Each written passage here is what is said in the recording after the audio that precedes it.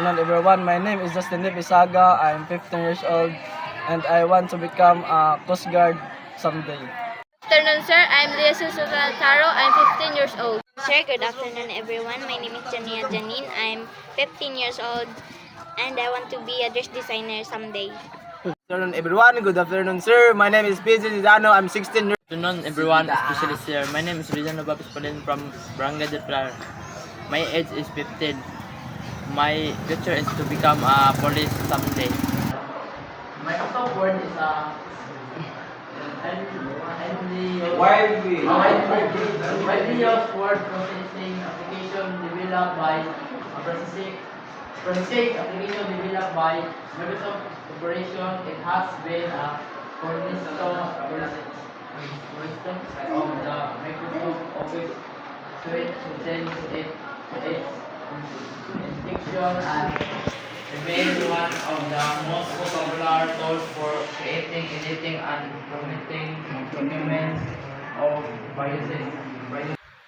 Ang Microsoft Word ay isang malawakang ginagamit na application sa pagproseso ng salita na binubuo ng Microsoft Corporation. Ito ay naging pundasyon ng Microsoft Office site mula noong ito ay nagsimula at nanatiling isa sa mga pinakasikat na tool para sa paglikha, pag-edit at pag-format ng mga dokumento ng iba't ibang uri.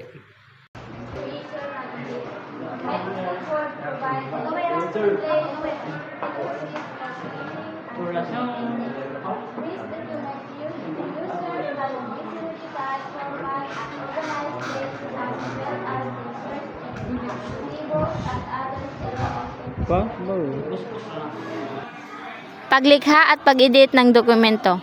Ang Microsoft Word ay nagbibigay ng user-friendly ng interface para sa paglikha at pag-edit ng mga dokumentong nakabatay sa teksto. Ang mga user ay madaling mag-type, mag-format at mag-ayos ng text, pati na rin magpasok ng mga larawang talahanayan at iba pang elemento sa kanilang mga dokumento.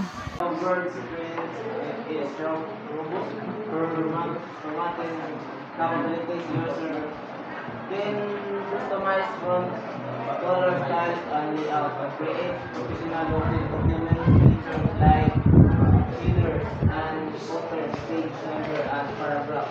Formatting enhancing documents. Sa pag-format, ang isa sa mga lakas ng Word ay ang matatag na kakayahan sa pag-format. Maaring i-customize ng mga user ang mga font, kulay, estilo at layout upang lumikha ng dokumentong mukhang profesional. Ang mga tampok tulad ng header, ng footer, mga numerong ng paghina at pag-format ng talata ay nagpapahusay sa struktura ng dokumento.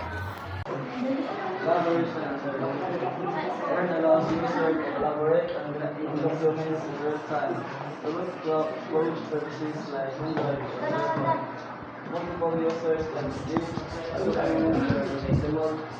simultaneously changing comments which streamlines teamwork and enhance productivity.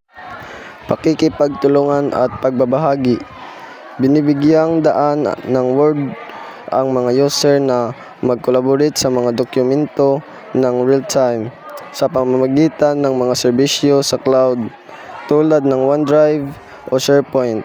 Maaaring i-edit ng maraming user ang isang dokumento ng sabay-sabay. Subaybayan ang mga pagbabago at mag-iwan ng mga komento na nagpapahusay sa pagtutulungan ng magkakasama at nagpapahusay sa pagiging produktibo.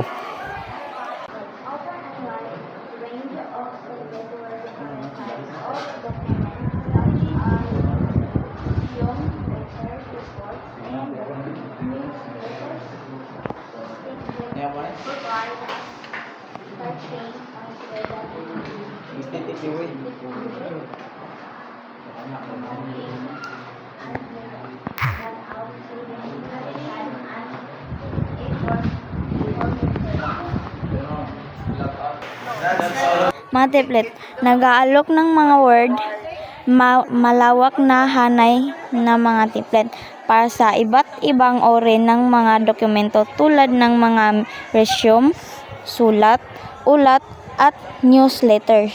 Nagbibigay ang mga template ng panimulang punto na may paunang natukoy na pag-format at layout na nakakatipid ng oras at pagsisikap para sa mga user. That's all. Thank you.